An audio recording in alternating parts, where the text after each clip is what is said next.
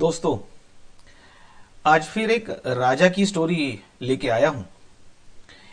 ये जो राजा है इस बार का, उसको अपना भविष्य जानने में काफी इंटरेस्ट है।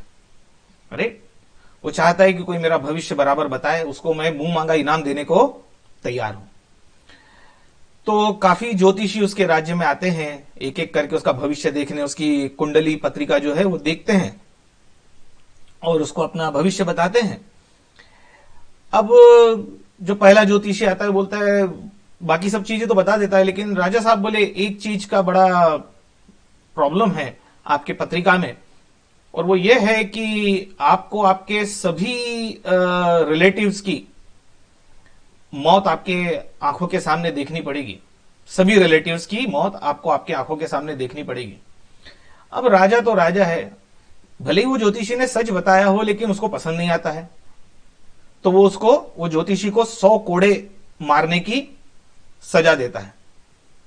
वो बेचारा ज्योतिषी आया था इस लालच से कि कुछ मिलेगा राजा साहब को बता के, और 100 कोड़े खा के चला जाता है। ऐसा दूसरे ज्योतिषी के साथ भी होता है, तीसरे के साथ भी होता है। उसके बाद लोग उसका भविष्य बताना बंद कर देते हैं, क्योंकि उसकी पत्रिका में वैसे ही था, आप कर भी क्या सकते हैं। अच्छा, वो बोलता है झूठ भी बोलना नहीं, राजा ये भी बोलता है जो है सच सच बताना। अब सच बताओ तो कोड़े पड़ते थे। अब लोगों ने उसके पास आना बंद कर दिया। एक बार दूसरे राज्य से एक बड़ा ज्योतिषी आता है उसके पास और बोलता है, राजा साहब मैंने सुना है कि आपको आपका भविष्य जानने की बड़ी इच्छा है, तो लाइए बताइए मैं क्या सेवा कर सकता हूं आपकी। राजा बोलता है, ठीक है, जो जो है सच सच बताना पड़ेगा। लेकिन वो बोले, बिल्कुल साहब सच बताऊंगा। तो वो भी राजा साहब की पत्रिका लेके बैठता है, जन्म कुंडली लेके बैठता है। अच्छा, ये जो ज्योतिषी है ना, इसको पता है कि पिछले ज्योतिषियों के साथ क्या सजा, यानी क्या हुआ है, क्या घटना हो चुकी है, ये इसको पता था पहले से। तो ये भी पत्रिका देखता है और मन में सोचता है कि पिछले जो ज्योतिषियों ने बताया तो सच ही था, उसमें कुछ भी झूठ नहीं था, क्योंकि राजा को अपनी आंखों के सामने सभी उनके रिलेटिव्स की मौत देखनी पड़ेगी। लेकिन ये ज्योतिषी बड़ा बोलने में सॉफ्ट रहता है। ये राजा साहब को बोलता है, राजा साहब बड़े खुशी की बात है, बड़े खुशी की बात है। राजा साहब बोलते, क्यों, क्या हो गया? बड़े बड़े खुशी की बात है राजा साहब, आप दीर्घायुषी हो। बोले, इसका क्या मतलब? बोले, राजा साहब आपके पूरे परिवार में, यानी आपकी पूरी फैमिली में, पूरे परिवार में आपने सबसे ज्यादा आयु पाई है, आप दीर्घायुषी हो, आप सबसे ज्यादा साल जिएंगे आपके पूरे परिवार में।